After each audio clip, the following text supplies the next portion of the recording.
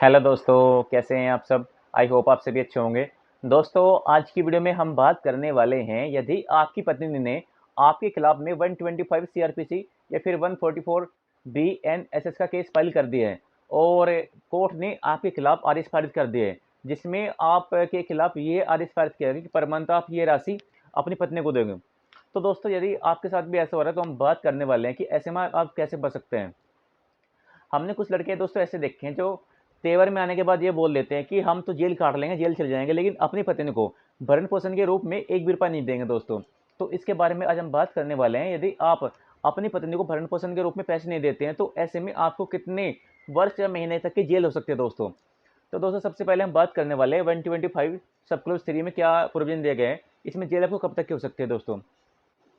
दोस्तों, सीआरपीसी में एक बात कही गई है, यदि आप अपनी पत्नी को पैसे नहीं देते हैं तो प्रत्येक डिफॉल्ट के लिए, यानी अगर आप कोर्ट के आदेश का पालन नहीं करते हैं, कोर्ट ने आपको आदेश दिया था भरण पोषण देने के लिए और आप उस आदेश से बाउंड थे, लेकिन उसके बाद भी आपने उस आदेश का पालन नहीं करा, तो दोस्तों ऐसे में आपको, सपोज कीजिए पत्नी ने रिकवरी सूट फाइल कर दिया आपके लिए, रिकवरी आप नहीं दे रहे हैं, तो ऐसी प्रत्येक रिकवरी के लिए आपको 1 महीने तक की सजा हो सकती है दोस्तों।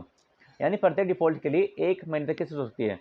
सपोज कीजिए आप जेल में चले गए, तो बीच में जेल से ही आपने अपनी पत्नी को भरण पोषण दे दिया, जो रिकवरी ड्यू थी दोस्तों वो आपने दे दिए, तो उसके बाद आप जेल से बाहर आ जाओगे। तो इसमें मैक्सिमम जो अवधि बताई गई दोस्तों वो 1 महीने तक की है, यानी प्रत्येक डिफॉल्ट के लिए ऐसे में आपको 1 महीने तक की सजा हो सकती है दोस्तों। तो इसमें यहाँ पर प्रत्येक डिफॉल्ट के लिए आपको 1 महीने तक का कारावास होने वाला है। तो दोस्तों, यदि फैमिली कोर्ट ने आपके खिलाफ में कोई आदेश फाइल कर किया है, कोई आदेश पारित कर दिए हैं, तो दोस्तों सबसे पहले तो उस आदेश को आपको चैलेंज करना है हाई कोर्ट में। आप उस आदेश को हाई कोर्ट में चैलेंज कर सकते हैं कि जो कोर्ट ने जो आदेश पारित किया है वो गलत है और बिना मुझे सुने और बिना लॉ के अकॉर्डिंग फाइल कर दिया है। और आप ये बातें जो आपको पहले बताई गई थी कि आपकी पत्नी पढ़ी लिखी महिला है और आप एक बेरोजगार व्यक्ति है, आपकी पत्नी के किसी अन्य व्यक्ति से अनैतिक संबंध है और आपकी पत्नी जॉब कर रही है कहीं पे या बिना किसी कारण के, यानी विदाउट एनी रीजन वो आपसे अलग रह रही है, तो दोस्तों ये सारी बातें हाई कोर्ट में बता सकते हैं आप। और अगर आप हाई कोर्ट को कन्विंस कर देते हैं तो दोस्तों आपका भरण पोषण खत्म भी हो सकता है, फिर वहाँ से कम भी हो सकता है दोस्तों। तो ये बातें प्रूव करनी पड़ेगी दोस्तों आपको। दूसरी बात है, सपोज कीजिए कोर्ट ने जो आदेश पारित करा है वो एक्स पार्टी है, तो दोस्तों एक्स पार्टी रिकॉल कराने के लिए आप लोअर कोर्ट में, फैमिली कोर्ट में 126 सब क्लोज 2 की एप्लीकेशन लगा सकते हैं।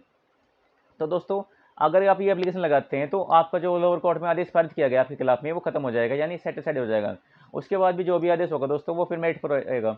उसके बाद दोस्तों फिर दोनों पक्षों को सुनने के बाद में, दोनों पक्षों की जो कंडीशन है उसको देखने के बाद में फिर आपके खिलाफ में आदेश पारित होगा दोस्तों। तो ये सारी की सारी बातें दोस्तों आप कोर्ट में प्रूव कर सकते हैं कि आपकी पत्नी जो है पढ़ी लिखी महिला है और वो अपने आप को मेंटेन करने में सक्षम है और आप एक बेरोजगार व्यक्ति हैं, आपके पास कोई भी कमाई का साधन नहीं है, यानी कोई भी सोर्स ऑफ इनकम आपके पास में नहीं है दोस्तों। और या फिर आपकी पत्नी के किसी व्यक्ति के साथ में अनैतिक संबंध है, आपकी पत्नी एडल्ट्री में रह रही है या फिर वह बिना किसी कारण के अपने आप को अपने घर में बैठी है, तो दोस्तों सारी सारी बातें प्रूव कर सकते हैं कोर्ट में। तो अगर ये सारी बातें प्रूव करेंगे तो इससे आपका मेंटेनेंस बिल्कुल नहीं बनेगा, अगर बनता भी है दोस्तों बिल्कुल कम बनेगा। तो दोस्तों आज की वीडियो में बस इतना ही। अगर आपको मेरी ये वीडियो अच्छी लगी तो कृपया मेरे चैनल को सब्सक्राइब कीजिए और वीडियो को लाइक कीजिए। धन्यवाद दोस्तों।